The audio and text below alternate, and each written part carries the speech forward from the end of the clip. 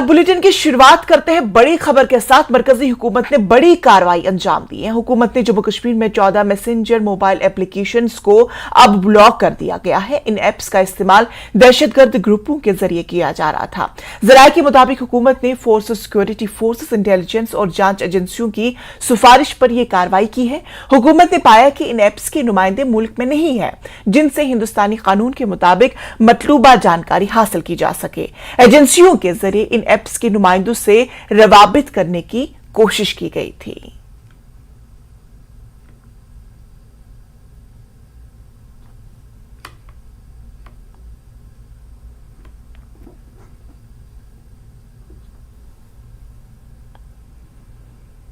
पुंछ में gas cylinder में लगी आग के नतीजे में 4 अफराद जख्मी हो गए हैं। जख्मियों को राजा सिखदेव सिंह अस्पताल में दाखिल करा दिया गया है। इनमें से एक की हालत नाजुक बताई जा रही है। इसे इलाज के लिए इमरजेंसी में राजौरी रेफर कर दिया गया है। ये मजदूर किराए के मकान में रह रहे थे। उनमें एक मकामी है जबकि 3 का ताल्लुक बिहार से बताया जा रहा है। 4 आग बुझाने की कोशिश के दौरान जख्मी हुए।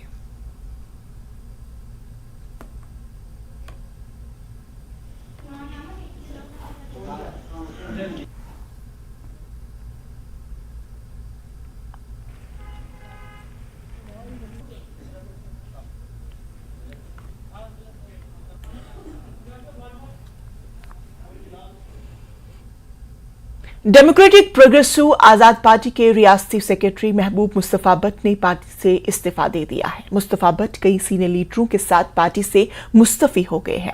मुस्तफा भट्ट व दीगर लीडरान ने पार्टी के चेयरमैन गुलाम नबी आजाद को अपना इस्तीफानामा रवाना कर दिया। पार्टी से मुस्तफी होने वाले लीडरों में मंसूर मागरे, आगा सईद मोहम्मद हुसैनी, एजाज यूसुफ, मोहम्मद फहीम रेशी, सईद अकील व दीगर दर्जनों अफराद शामिल हैं। कश्मीर के मुख्तलिफ डिवीजनों से ताल्लुक रखने वाले पार्टी कारकुनान और लीडरान ने डीपीएपी से मुस्तफी होने का ऐलान किया। वाज़ेह है कि डीपीएपी के चेयरमैन गुलाम नबी आजाद के भतीजे हैं महबूब मुस्तफा भट्ट।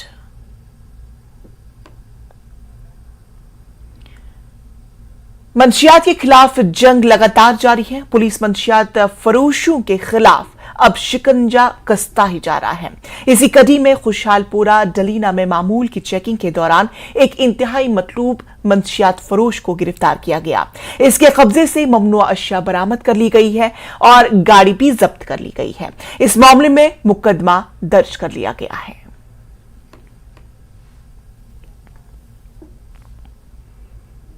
महकमे तालीम की जानिब से एटीडी अनिल ट्रांसफर पॉलिसी असातिज़ा कमेटी के लीडरान ने सवाल खड़े किए हैं।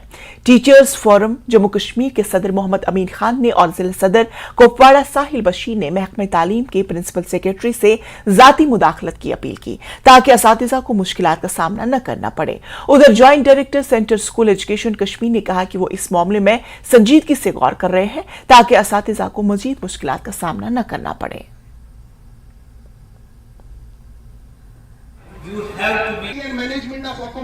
ट्रांसफर पॉलिसी में एक बहुत बड़े सेक्टर को इग्नोर किया गया। हम ये कहें कि जो रहबरी तालीम तर्ज पर लगे हैं उनको सरकार ने फिर ग्रेड 2 में लाया, उनकी कन्फर्मेशन हुई, उनका टाइम बॉन्ड हुआ, उनको नॉर्मल पोस्ट पे डाला गया।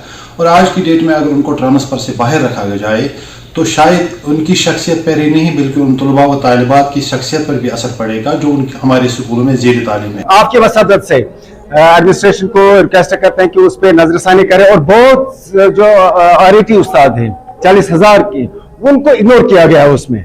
तो आपके माध्यम से, आपकी वसादत से मैं अपने एडमिनिस्ट्रेशन से रिक्वेस्ट करता हूं कि उनको भी उस ट्रांसफर जिम्मे में लाया जाए। अगर उनको ना नहीं लाना है तो सब्जेक्ट स्पेसिफिक के नाम पे, रेशनलाइजेशन के नाम पे या डिप्लॉयमेंट के नाम पे वो भी रोक दिया जाए। There will be win-win situation for all because all teachers are working for the same government, for same education department, for the betterment of the city at large. हम उनको नहीं बताएंगे कि आप बच्चों को पढ़ाओ और आप खुद दरबदर हो जाओ। तो this is inclusive policy, transfer policy is an inclusive policy. No teacher will be annoyed, no teacher will feel dissatisfied. सबके लिए विन विन सिचुएशन होगी और it will be our pride कि if our teachers are happily discharging their duties and they are not put to any embarrassment or to any situation where their domestic problems arise. तो नाजरीन, खबरों का सिलसिला जारी रहेगा, लेकिन फिलहाल रुकेंगे यहाँ पर एक छोटे से वक्फे के लिए।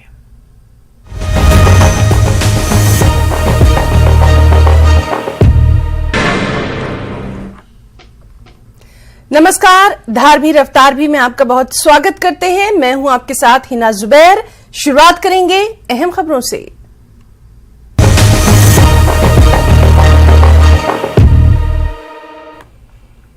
ब्रेक के बाद फिर से आप सबका इस्तकबाल करते हैं और अगली बड़ी खबर का रुख करते हैं। दो पाकिस्तानी शहरी बाप बेटे मोहम्मद अब्बास उम्र 42 साल और उसके वालिद अब्दुल हमीद, जिन्हें एक रोज कबल हिंदुस्तानी फौज ने पुंछ जिले के गुलपुर सेक्टर से लाइन ऑफ कंट्रोल के पार हिंदुस्तान में दरअंदाजी करते हुए गिरफ्तार किया था। 24 घंटे के अंदर शाम देर गई इंसानियत की बुनियाद पर हिंदुस्तानी फौज ने उन्हें वापस अपने रास्ते पर लौटाकर भारत अब वापस कर दिया गया है। हिंदुस्तानी फौज ने पाकिस्तान बाप बेटे दोनों को नए कपड़े और तोहफे भी दिए, जिसके बाद इसे पुंछ पुलिस के SHO रीजनल मजिस्ट्रेट नायब तहसीलदार गुलपुर की मौजूदगी में उन्हें वापस पाकिस्तानी फौज के हवाले कर दिया। कल दो आदमी जो थे सरहद अबूर करके हमारे एरिया में दाखिल हुए थे, उनको आर्मी ने गिरफ्तार किया था और गिरफ्तार करने के बाद पूछताछ करके आज जो है उनको वतन वापस जो है भेज दिया गया है। तकरीबन 6:10 शाम को जो है गेट खुला और 6:25 पे हमने उनको वापस करके तो गेट बंद किया है और हम उनको अपने जो उनके मुल्की एहलकार थे उनके हवाले करके वापस आ रहे हैं। हाँ, ये दोनों बाप बेटा था, एक का नाम मोहम्मद अब्बास था और दूसरे का नाम अब्दुल हमीद। रहने वाले कहाँ के थे सर? ये पोलस के POK के रहने वाले थे। टंगमंग में मुसलसल बारिश की वजह से बारामूला से बाबरिशी टंगमंग जाने वाले 701 कौमी शहरों को मुसलसल बारिश की वजह से कई मकामात पर शदीद नुकसान पहुंचा है, जिसमें चोटी पत्थरी, नमलनार और बाबरिशी के मकामात शामिल हैं। मिट्टी के तोदे यानी लैंडस्लाइडिंग की वजह से कई मकामात पर सड़क ढह गई है और हिफाजती बांध भी गिर चुके हैं और राबिता भी मुनक़ता हो चुका है। राहगीरों को सख्त मुश्किलात का सामना है।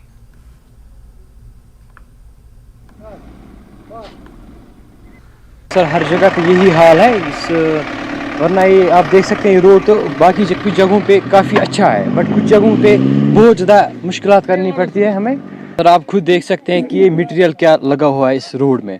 हम अब यही चाहते हैं कि लोगों को मुश्किलात ना हो, अब इस रोड को जल्द से जल्द ठीक किया जाए। बारामूला से बाबरिशी जो रोड जाता है बहुत ही खस्ता हालत में है यहाँ एक जगह पे, और यहाँ मुश्किल है गाड़ी को चढ़ना और उतरना। खुदा न खास्ता अगर कोई कहाँ एक्सीडेंट हो जाए तो बड़ी मुश्किलों का सामना करना पड़ता है। इसलिए मैं गवर्नमेंट से इल्तिजा करता हूँ कि यहाँ पूरी तरह नज़र मारें और यहाँ ये रोड अच्छी तरह देखें और ये कितनी खस्ता हालत में है। मेरे ख्याल में ये सही मटेरियल इसमें नहीं लगाया गया, इसलिए ये रास्ता खराब हो गया पानी की वजह से, मटेरियल की वजह से। हम यहाँ पे रोज चलते, गाड़ी में भी मुश्किल हो रही है, गाड़ी में भी नुकसान हो रहा है। इतनी मुश्किलात हो रही है सर कि आप पूछो ही मत। यहाँ से भी और वहाँ से भी पूरा रोड दबा हुआ है, जान का भी खतरा है, गाड़ी का भी खतरा है। रात खतिस रात गो नुकसान ये आय गाड़ आस और पका फुटस पट पत पट टंगमर की पे मंगना पत गई गाड़ ठीक पत वतिस रात कह बजे टंग बाबरिश डिमांड क्या वन ये रोडस गए जल्द को जल्द काम गसन। तो लोग जो है ड्राइवर्स है, मुकामी राहगीर है, वो इल्जाम लगा रहे हैं कि इसमें जो गैर मयारी मटेरियल है उसका इस्तेमाल किया गया है, इसलिए ये रोड जो है ढह गए हैं। और अब ये डिमांड कर रहे हैं कि जो मुख्तलिफ जगहों पे ये रोड जो है ढह गए हैं और इसको नुकसान पहुंचा है, अब ये डिमांड कर रहे हैं कि जल्द अज जल्द इस पर मरम्मत की जाए और ये रोड जो है और मुख्तलिफ जगहों पे जहाँ जहाँ इसमें नुकसान पहुंचा है इसको आमदरफ्त के लिए बहाल किया जाए और अच्छा बनाया जाए, ताकि राहगीरों को मुश्किलात का सामना न करना पड़ेगा। न्यूज़ 18 जम्मू कश्मीर के लिए मैं बाबरिशी चूट पत्री से मुनीर हुसैन हुर्रा। सीनियर सियासी लीडर और साबिक MLA शेख अशफाक जब्बार ने इल्जाम आयद किया कि साबिक वजीर आला और नेशनल कॉन्फ्रेंस के नायब सदर उमर अब्दुल्ला ने खुद मुख्तारी की तजवीज़ को रद्दी की टोकरी में फेंक दिया है, जिसे उस वक्त की कानून साज असम्बली में NDA के दौर हुकूमत में इख्तियार में रहने के लिए मंजूरी दी गई थी। नेशनल कॉन्फ्रेंस से निकाले जाने के बाद अशफाक जबार ने कहा कि वो हाल ही में बताई गई जबार फाउंडेशन के बैनर तले गांदरबल के लोगों बिलखुसूस नौजवानों की फलाह व बहबूद के लिए काम करेंगे। उन्होंने कहा कि एक अलग फोरम बनाया जाएगा या कोई पुरानी जमात का अहिया किया जाएगा जिसमें कुछ हम ख्याल सियासी लीडरों को शामिल किया जाएगा। अशफाक जबार ने यह बात मुमताज सियासी रहनुमा और उनकी वालिद शेख अब्दुल जब्बार की 34वीं बरसी के मौके पर पार्टी कारकुनान से खिताब करते हुए कही।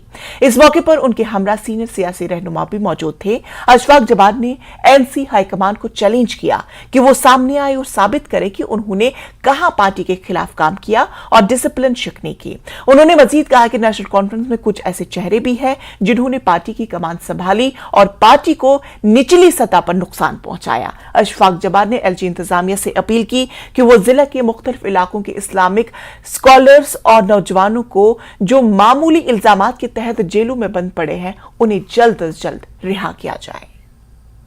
जब वाजपेयी साहब के साथ आप मिनिस्टर थे और वाजपेयी साहब कहते थे हमारा बेस्ट मिनिस्टर है जनाब उमर अब्दुल्ला, तब बीजेपी अच्छी थी, आज बुरी हो गई। हम दोस्त ठीक, आज खराब।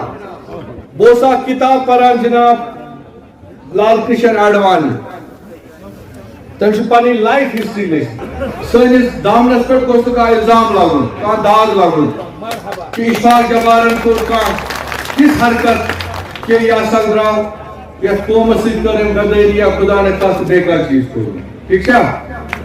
और तासमस करो इंशाल्लाह रहमान वालिया लोग यमन से रब्त शुरू करनस यम बाकियन जमातन मन से सफोकेशन फील करान, ये मेनी कोई आसन विक्टिम और तिमन से कथ कर शायद करो इस पर इंडिपेंडेंट फोरम जल्दी खड़ा या कह चीज करो नो रिवाइव सुपकनाउन ब्रोड और तम साइलनी चीजों ब्रोड इन करो सारी कथ क्या टाइम म्यूचुअल के दोही गई मंजिल वक्त से मामला क्या ऐसा मौसलाधार बारिशों के दौरान जिला पुलवामा के कोयल और उससे मुत्तसिल इलाकों में खेत और मेवा बागात ज़ेर आब आने से खड़ी फसलों को काफी नुकसान हुआ है। कोयल और मुत्तसिल इलाकों से गुजरने वाले नाला सासा आरा में पानी का बहाव बढ़ जाने से नाले पर लगे आरिजी बांध टूट जाने की वजह से खेतों और मेवा बागात में सैलाबी सूरत हाल पैदा हो गई है। मकामी लोगों ने महकमे फील्ड कंट्रोल और इरिगेशन पर इल्जाम आयद किया कि छतरीपुरा में नाले का पानी दो हिस्सों में तकसीम न करने से अक्सर बारिशों के दौरान उन्हें नुकसान से दो चार होना पड़ता है।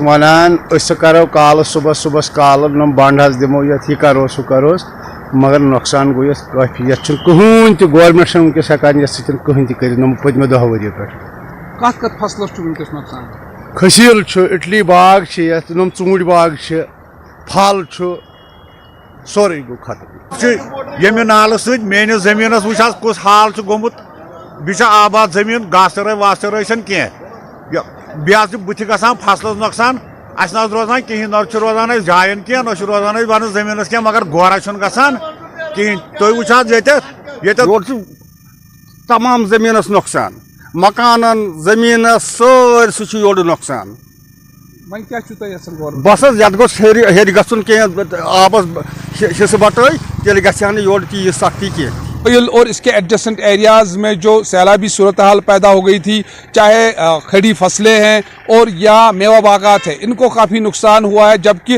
रिहायशी मकानों को भी इस सैलाबी सूरत हाल से काफ़ी नुकसान हुआ है। लोगों की यही मांग है कि एक तो इस जो नाला आ रहा है, सासा आ रहा है, इसका जो पानी है छतरीपोरा में दो हिस्सों में बांटा जाए तभी जो है पानी की सतह जो है वो कम हो जाएगी, वरना हर साल बारिशों के दौरान यहाँ किसानों और आम लोगों को इस मुश्किलात से दो चार होना पड़ रहा है। बिलाल खान, न्यूज़ 18 पुलवामा। तो नाज़रीन, खबरों का सिलसिला जारी रहेगा, लेकिन फिलहाल रुकेंगे यहाँ पर एक छोटे से वक्फे के लिए।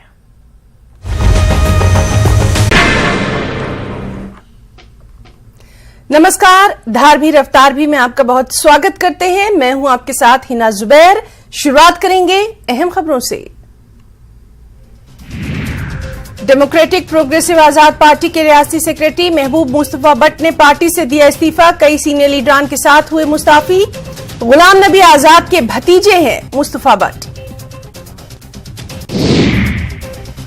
अलहदगी पसंद लीडर नईम अहमद खान की जमानत अर्जी की एनआईए ने की मुखालिफत। एनआईए ने दिल्ली हाई कोर्ट में की मुखालिफत। अदालत 3 मई को करेगी अगली समाअत।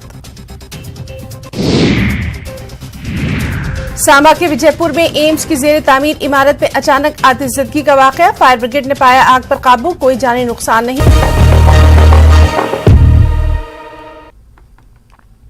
ब्रेक के बाद फिर से आप सबका इस्तकबाल करते हैं और अगली बड़ी खबर का रुख करते हैं। Jammu Kashmir disabled welfare trust खोड ब्लॉक के प्रधान रेशम लाल की सदारत में एक मीटिंग का इनेकाद किया गया, जिसमें वेलफेयर ट्रस्ट के चेयरमैन सुशील शर्मा भी मौजूद रहे। इस मौके पर माजूर अफराद को दरपेश मसाइल पर तबादला ख्याल किया गया।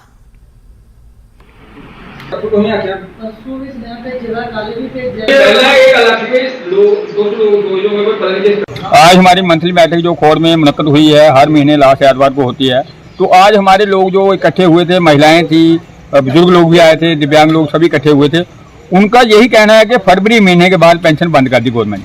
मैं सरकार से पूछना चाहता हूं कि अगर आर्डर नंबर 156 निकाला आपने, तो एक आर्डर ये भी निकाल दो कि सभी लोगों की पेंशन बंद है। क्यों हमारे लोगों को ऐसे क्रिटिसाइज किया जा रहा है कि एक तो वो उनको ऊपर आर्डर थोप दिया कि ऑनलाइन करवाओ। ऑनलाइन हमने कहा कि हमारा जो है 4 डिपार्टमेंट में डाटा पड़ा हुआ है, आप वहाँ से ले लो। समाज कल्याण विभाग में है, सीएमओ ऑफिस में है, बैंक में है, और जहाँ तक हमारे लोगों ने यूडीआईडी बना दिया, गवर्नमेंट ऑफ इंडिया के पास भी है, मगर उनके कान पे जूं नहीं रेंगती है। और ये जो 2 महीने से इन्होंने पेंशन बंद कर रखी है हमारी, हमने इस महीने देखना है, अगर अगले महीने हमारी पेंशन नहीं आई इन 2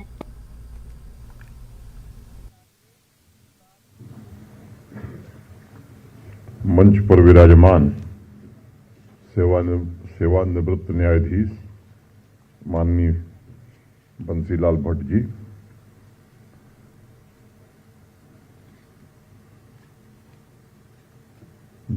Jammu Kashmir academy of art and culture के सचिव श्री भारत सिंह मनहास जी, शहीद सर्वानंद कौल प्रेमी जी के सुपुत्र श्री राजेंद्र प्रेमी जी, सभागार में उपस्थित ज्येष्ठ एवं श्रेष्ठ जन, देवियों, सज्जनों और मित्रों,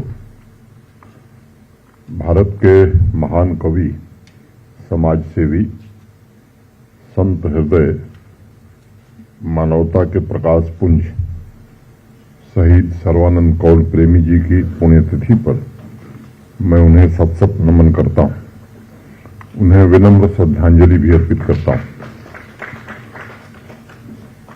आज ही के दिन 1 मई 1990 को आतंकवादियों ने सर्वानंद जी एवं उनके सुपुत्र की निर्मम हत्या की थी।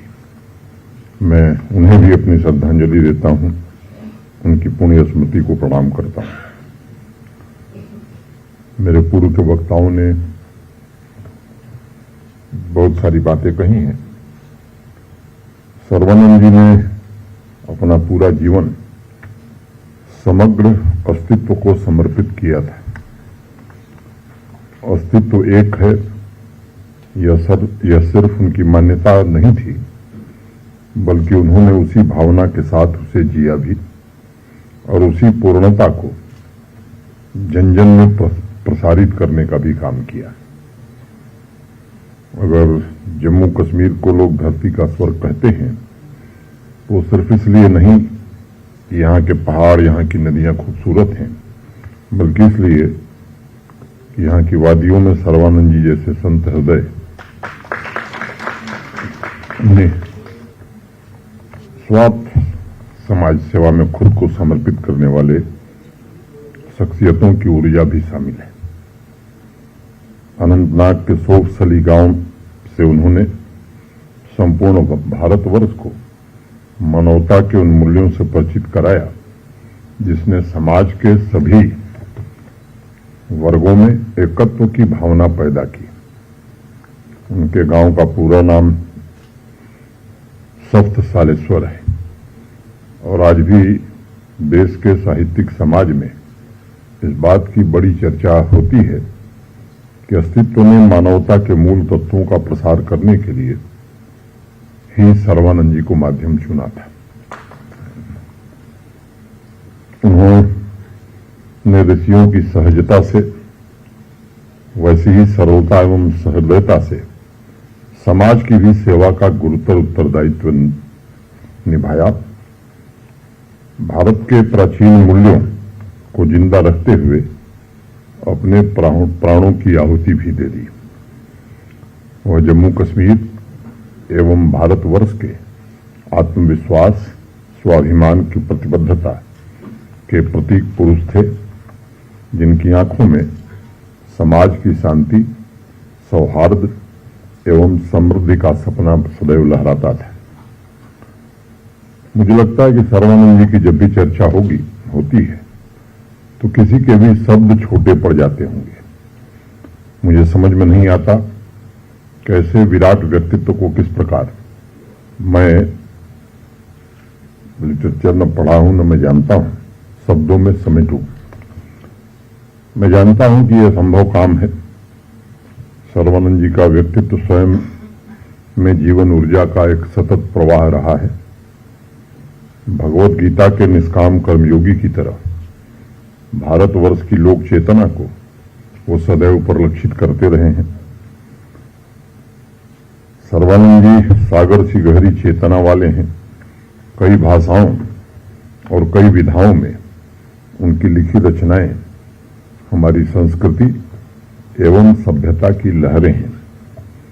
भारत के साहित्यिक इतिहास में ऐसे व्यक्तित्व अत्यंत बिरले हैं जिन्हें शुद्ध चैतन्य कहा जा सकता है। सर्वानंद जी उनमें से एक प्रमुख व्यक्तित्व हैं, जिनकी हर रचना की अभिव्यक्ति में, चाहे वो गजल हो, छंद हो, कहानी हो, सभी में उनका अनुभव दिखाई पड़ता है। वह मानवीय गरिमा, सर्वधर्म संभाव तथा सामाजिक न्याय के मानवतावादी आदर्शों के भी प्रतीक पुरुष रहे हैं।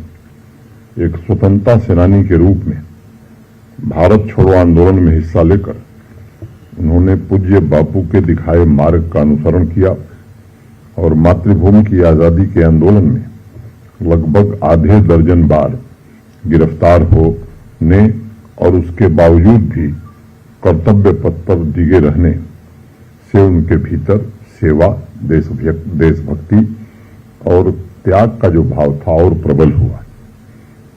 कुछ वर्ष पहले मैंने किसी पत्रिका में पढ़ा कि मशहूर कवि महजूर साहब ने उन्हें प्रेमी उपनाम दिया था। मैं समझता हूं ये बहुत सोच समझ करके उन्होंने ये नाम दिया। सामान्य तौर पर मैं प्रेमी का अर्थ जो समझता हूं, संसार को हृदय से जो अनुभव करे वही प्रेमी है। और इसलिए हमारी संस्कृति में कहा जाता है कि कवि और संत ये दोनों एक ही जैसे होते हैं। जिस प्रकार संत हृदय से जीते हैं, उसी तरह सर्वानंद जी अपने पूरे जीवन को हृदय से जीते रहे और हृदय की भाषा को अपनी रचनाओं में प्रस्तुत करके मानवता की एक अतुलनीय सेवा उन्होंने की। कश्मीरी मुझे आती नहीं है, थोड़ा बहुत समझने की कोशिश करता हूं। कुछ गलत बोलूंगा तो निशेखर जी क्षमा करिएगा। जून पे ही छली छली तिथि नासा बनी जाना, क्या चांद टुकड़ों में बिखर कर पृथ्वी पर गिर जाएगा? नहीं, ये कतई संभव नहीं। ये जो पंक्ति है, मुझे लगता है ये उनकी दिव्यता का एक छोटा सा उदाहरण मात्र है। उनकी नज्म, उनकी वाक में एक विशेष तरह की संवेदनशीलता, एक खास प्रकार की जीवन तरंगे कोई भी महसूस कर सकता है। और जो भी साधक हैं या साहित्य प्रेमी हैं, वह सर्वानंद जी की रचनाओं को पढ़ते हुए उन तरंगों का स्पर्श जरूर कर सकेंगे। इसलिए मैं मानता हूं कि सर्वानंद जी मात्र कवि नहीं हैं, बल्कि वह हम सभी के लिए दिव्यता का एक माध्यम है, जिनके जरिए महान आदर्शों पर चलने की प्रेरणा कोई भी ले सकता है। समर्पण की, सेवा की भावदशा का प्रत्यक्ष दर्शन भी मुझे लगता है वो किया जा सकता है। लंबे समय से अनेक लोगों ने दंश झेला है। शब्दों में बयां करना जिन्होंने झेला है वो मैं समझता हूं कि ज्यादा बेहतर तरीके से बयां करते हैं। ये सच है कि आतंकवाद ने जम्मू कश्मीर को जो घाव दिया है वो जम्मू कश्मीर का घाव नहीं है, वो पूरे हिंदुस्तान का घाव है। जस्टिस भट्ट ने ठीक कहा।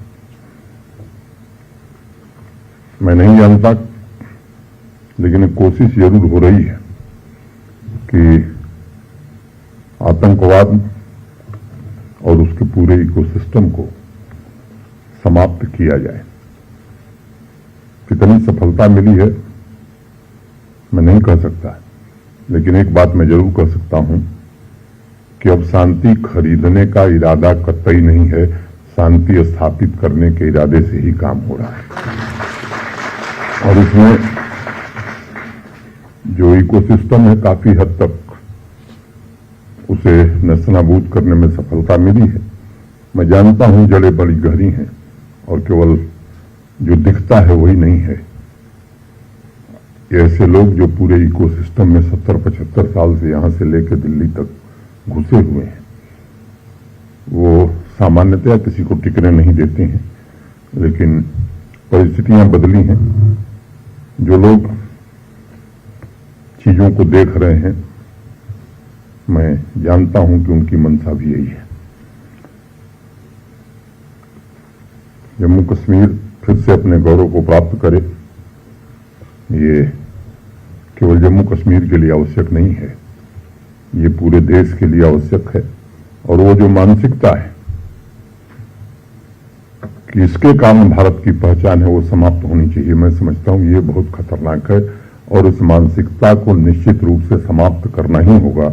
तभी मैं मानता हूं कि फिर से जम्मू कश्मीर अपने गौरव को प्राप्त करेगा। कुछ छोटी मोटी श्रद्धांजलि भारत सरकार ने या जम्मू कश्मीर प्रशासन ने अपने हिसाब से करने की कोशिश की है, चाहे वो स्पेशल पोस्टर कवर हो या उनके गांव के विद्यालय का नाम। अभी राजेंद्र जी कुछ बातें और बता रहे थे। मैं कोशिश ये जरूर करूंगा कि भविष्य में इन कामों को भी तेज गति से किया जा सके। जो उनकी पुस्तकों की बात आपने कही है, मुझे लगता है कि इसको एकेडमी भरत सिंह जी करने में कोई दिक्कत नहीं है और उसमें धन की कोई कमी नहीं होगी। ये काम एक प्रोजेक्ट के रूप में निश्चित रूप से सर्वोच्च प्राथमिकता के आधार पर, सरकारी तौर पर नहीं, ये जम्मू कश्मीर की आने वाली पीढ़ी उस विरासत को समझ सके, उस ज्ञान के भंडार को देख सके। इस परियोजना को तत्काल प्राथमिकता के आधार पर लिया जाए, उसमें जो भी जरूरत होगी स्वीकृति की वो प्रदान कर दी जाएगी।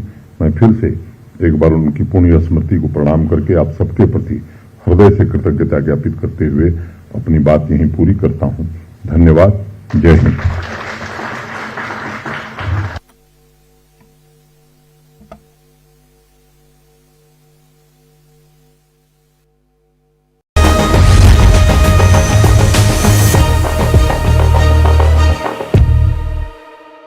नाजरीन आदाब, न्यूज़ 18 का